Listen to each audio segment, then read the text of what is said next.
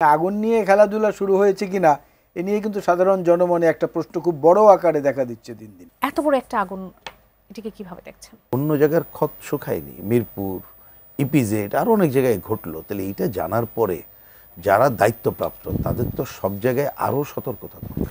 Press সচিব তো এত কুইক রিয়াক্ট করার কোনো প্রয়োজন নেই। আর প্রেস সচিবকে ফোন করে তো আর কেউ নাশকতা করতে যাবে না। তা আপনাকে আমি ফোন করে গেলাম, অথবা আপনি জেনে রাখেন নামটা পাল্টিয়ে বললো যে আমি গেলাম, আপনি পারলে ঠেকান, সেরকম তো হবে না। আর একটা প্রেস সচিবের কাজও না এটাকে রিয়াক্ট করা। যাদের কাজ জাতীয় প্রতিরক্ষার দায়িত্বে যারা আছেন, রাষ্ট্রের প্রতিরক্ষা বাহিনী যেগুলো আছে, এবং এই এভিয়েশন, সিভিল এভিয়েশনের যারা বেসামরিক বিমান পরিবহনের যারা আছেন, তাদের আবার একটা আলাদা সিকিউরিটি টিম আছে। এটা তাদের কাজ, এবং এটা হচ্ছে আমাদের কি বলে ইকোনমিক একটা life line through the skyway. যেভাবে সড়ক পথে চট্টগ্রাম এবং মোংলা, ওদিকে পায়রা, সেভাবে আকাশপথে এইটা হচ্ছে একটা আমাদের একটা লাইফ লাইন ইকোনমির।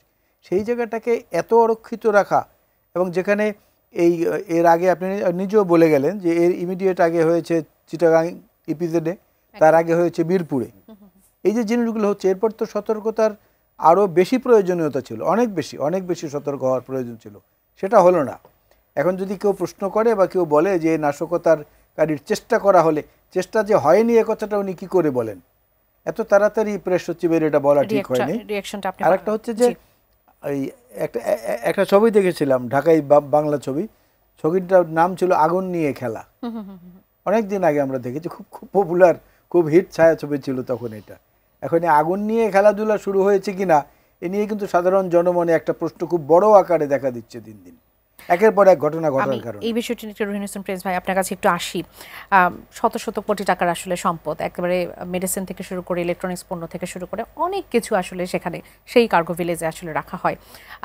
নিশ্চিতভাবেই এই ক্ষতি আসলে অপূরণীয় অর্থনৈতিকভাবে। এটি যেমনটি আলাল ভাই বলছিলেন যে আগুন নিয়ে খেলাকে শুরু হলো, পরপর অনেকগুলো আগুন আমরা দেখছি, এবং এটি তো আমাদের আতঙ্কের মধ্যে ফেলে দিচ্ছে যে সামনের দিনগুলোতে আমরা আর কি কি দেখব।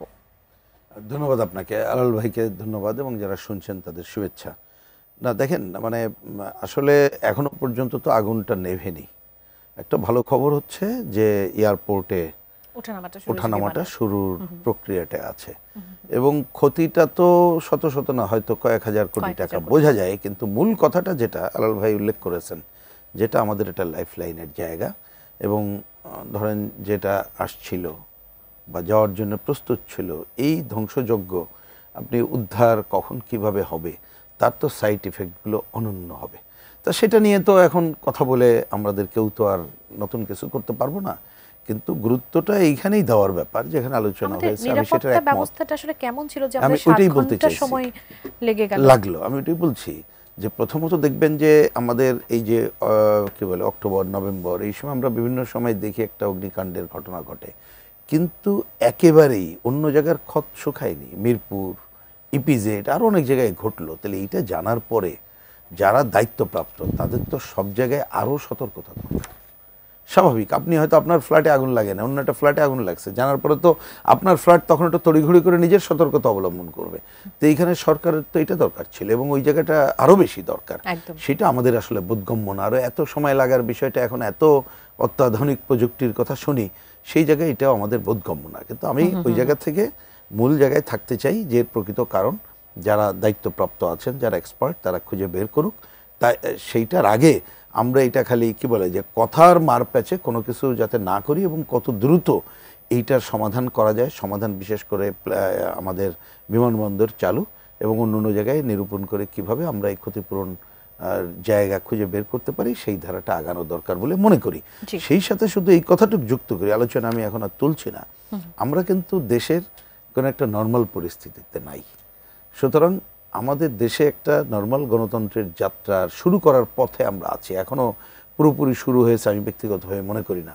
তা সুতরাং সেই জায়গায় এই ধরনের কোনো ঘটনা আমাদের কোথাও কোনো প্রতিবন্ধকতা সৃষ্টি করুক, সেইটা আমাদের একেবারেই কাম্য হবে না।